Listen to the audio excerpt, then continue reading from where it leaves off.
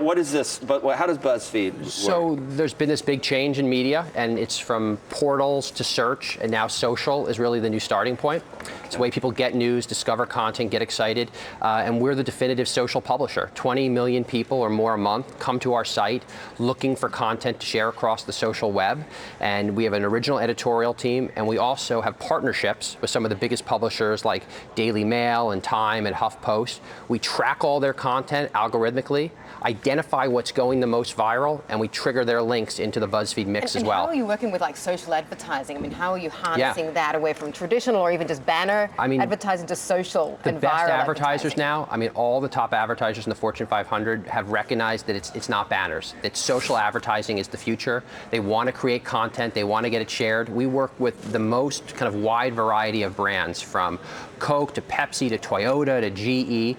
They want to create content, they want to get it shared, and they want to optimize whatever's getting shared the most and promote that more. But Jon, with all you guys that are sort of thought leaders, change element guys, without Facebook, can you even, do you have to be a first mover? How do you deal with, Facebook seems like it's sort of the big kahuna and you got to stay with them. Is there room for anybody else? Well, we're super excited about that. Facebook is our best and biggest partner. We get double the traffic from Facebook that we get from Google, which I think is a very different kind of big movement that's happened in media right now. What's amazing about social users is they come to the site through a status update or a shared post, and then they develop affinity through social in a way that I don't think people do through search. I think search users are what I call wet Nerf ball users. You soak a Nerf ball in water, it doesn't get any bounce. So the Facebook guys are coming back repeatedly. They're sort of addicted to it, right? I joined the company 2 years ago. We were at 6 million users. We're over 20 million now. That's all through kind of practicing what we preach and using social to grow the site. How do you make money? By doing this social advertising. We work with all these brands. We did 100 campaigns last year with top brands. We'll probably do 200 or 300 campaigns this year.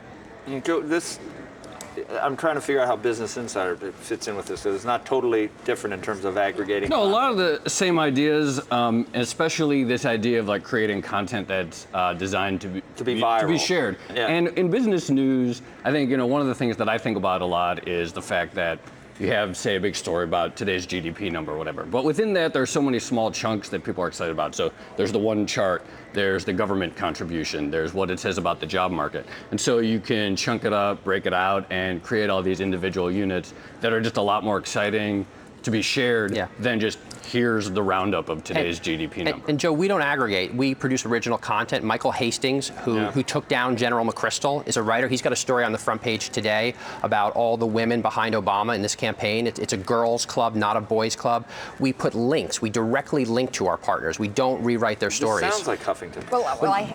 What's the difference between this and... We have tracking code across. We lost your mic. That's okay. We have tracking code on all of these partner sites, and we see what stories are being shared the most. That's something that I don't think many publishers have ever had, and we trigger just the link to these partners, so the partners get the traffic. And I wanted to bring up this topic of original content origination with you, actually, Joe, because I know there have been some accusations that Business Insider essentially rewrites other people's articles and, I don't know, presents them in a flashier, nicer, more digestible package or whatever. What would you say to those accusations? Well, we certainly have the feeling that if there's really great stuff around the internet, we want to cite it and we want to link to it. And if there's a great story that someone's written, we want to send them a link. Or if there's frequently what we'll see is the real story is some nugget that was buried in the bottom of an article that no one ever saw because no one gets to paragraph 15 in a traditional article. So we'll highlight that and make that the main story. So and you're put the a guy headline sitting there with the